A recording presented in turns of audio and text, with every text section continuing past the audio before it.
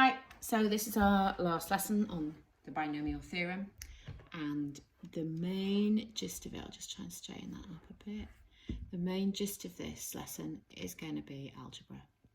So not really, well, a little bit of new skill, but mainly hard questions from algebra. Right, here's your starter, question 1, question 2. So if you could freeze the screen and answer both those questions. Okay, question 1. What I would do here is I would multiply all through by 1, everything in that bracket by 1, everything in that bracket by 2x, and everything in that bracket by minus 3x squared.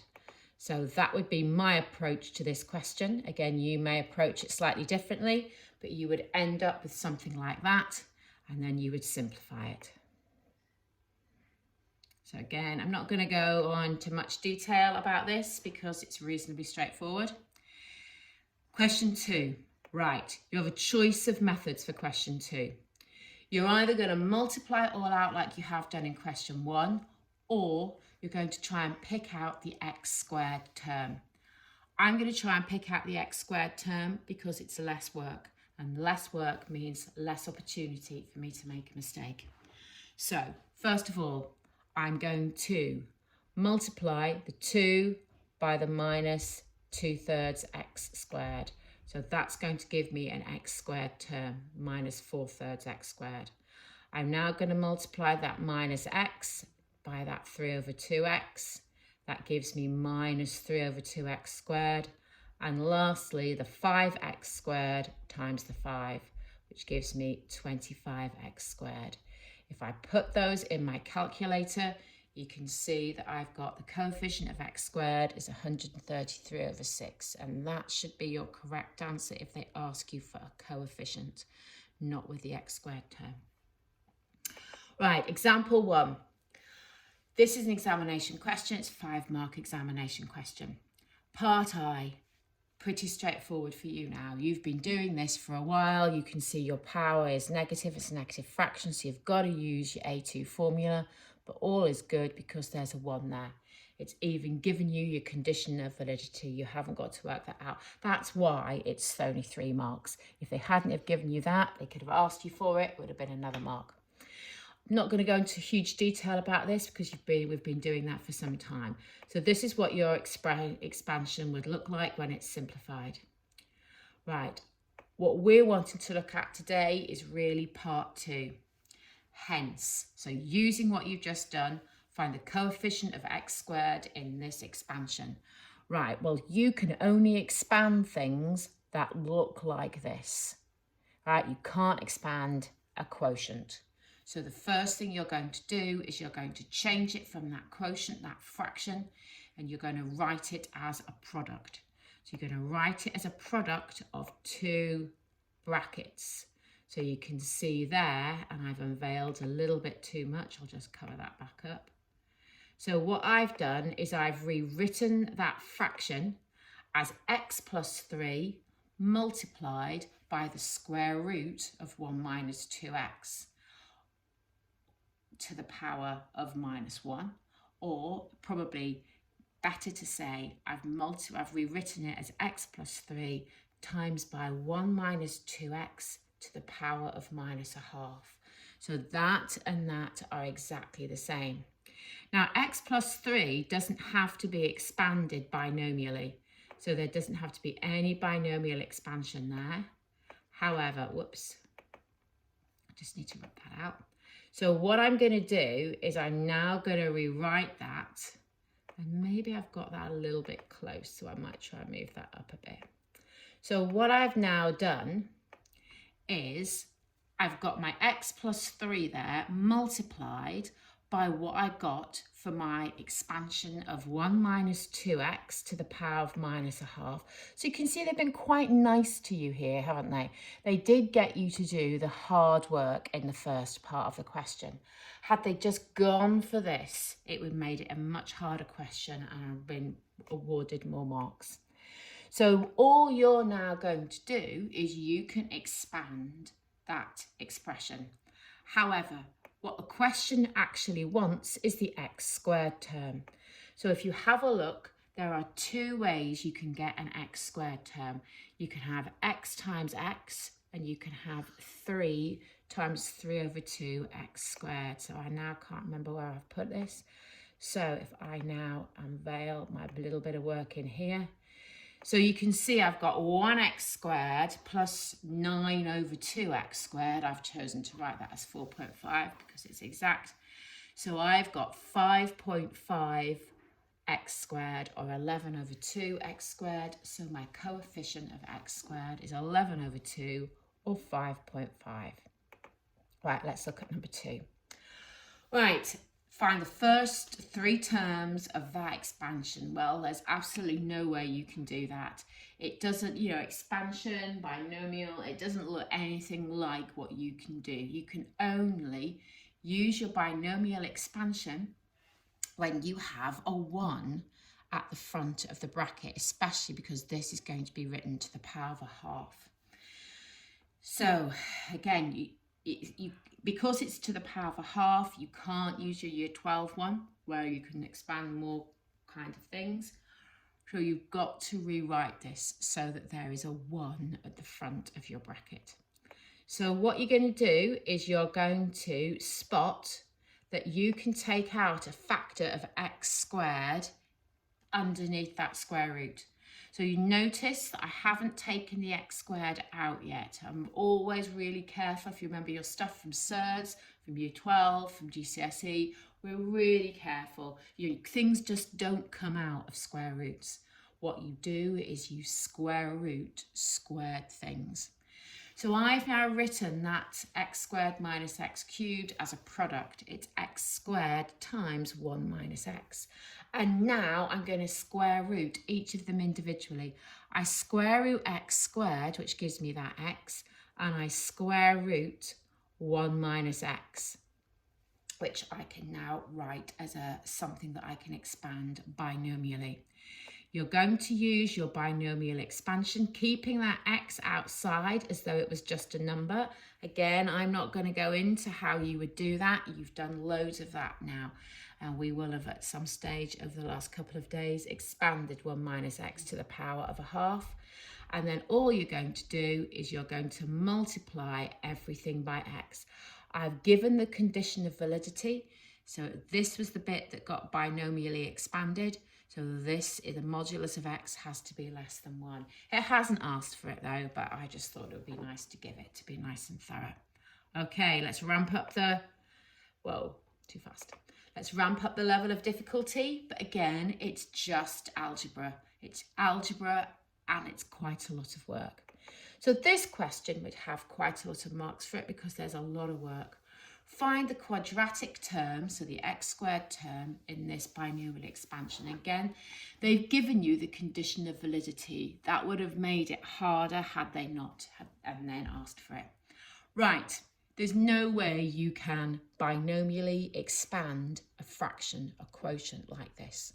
So you are going to write it as a product of 2 things that you can. Now, you can split that square root up using the laws of surds. That's the same as the square root of 1 plus x over the square root of 1 minus x, which in turn can be written as a product. Now, that is the product of 1 plus x to the power of a half, 1 minus x to the power of minus a half. That's a rather faint minus a half there.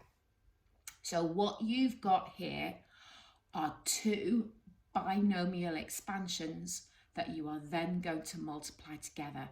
So you're going to get something that looks like the question in the starter question 2.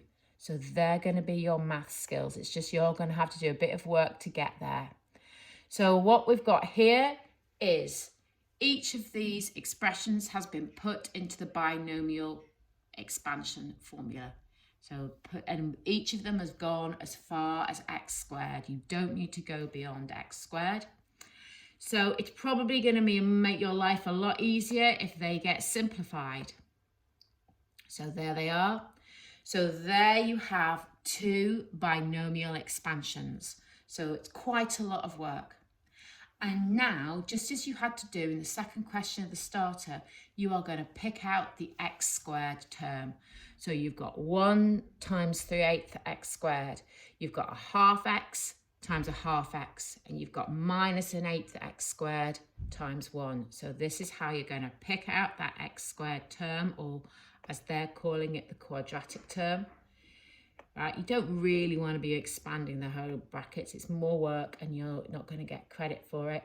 So you've got those terms there, and then you would add them together.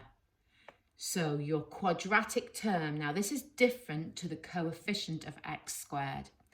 This is your quadratic term, half x squared. If they asked you for the coefficient of x squared, then it would be a half.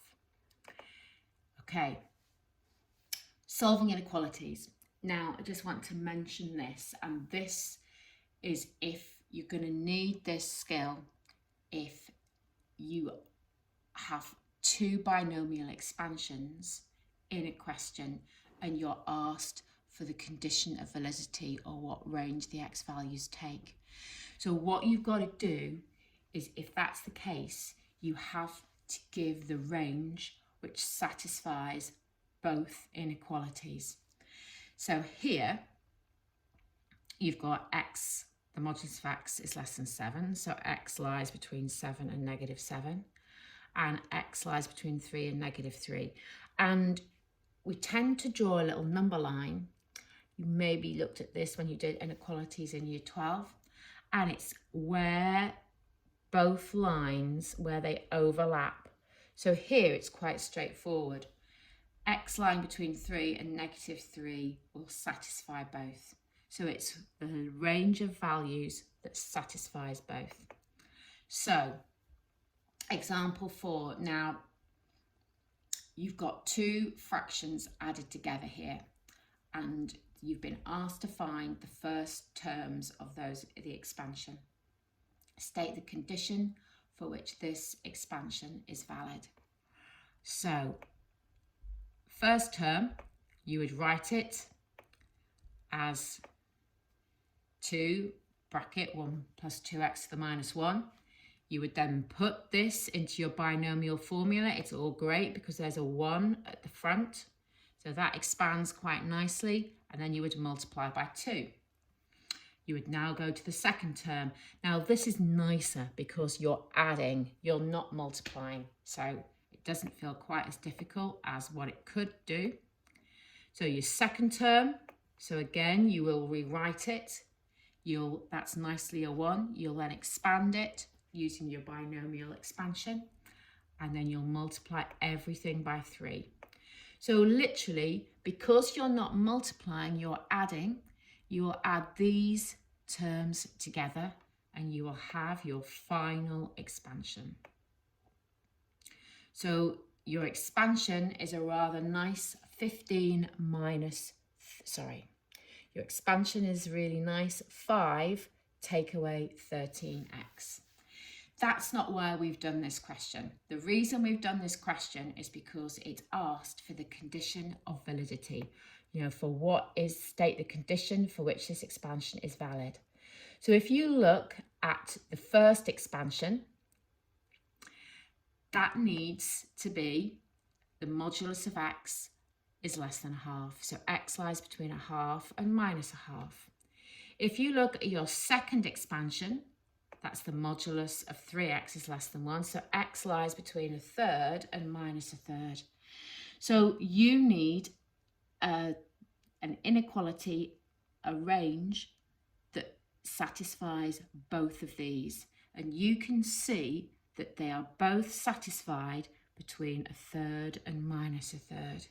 So when you're asked for the condition of validity for this combined binomial expansion, it will be x lying between 1/3 and -1/3, or the modulus of x is less than 1/3. Okay, questions. So here are the questions you're going to do. They're quite hard. But we are at the end of the binomial, so you'll be using the skills that we've used today. So just because it looks a little bit faint. This first question is x bracket 1 minus x to the minus 2. Question 2, okay, so you're going to have to take out a factor because you're going to need a 1 there.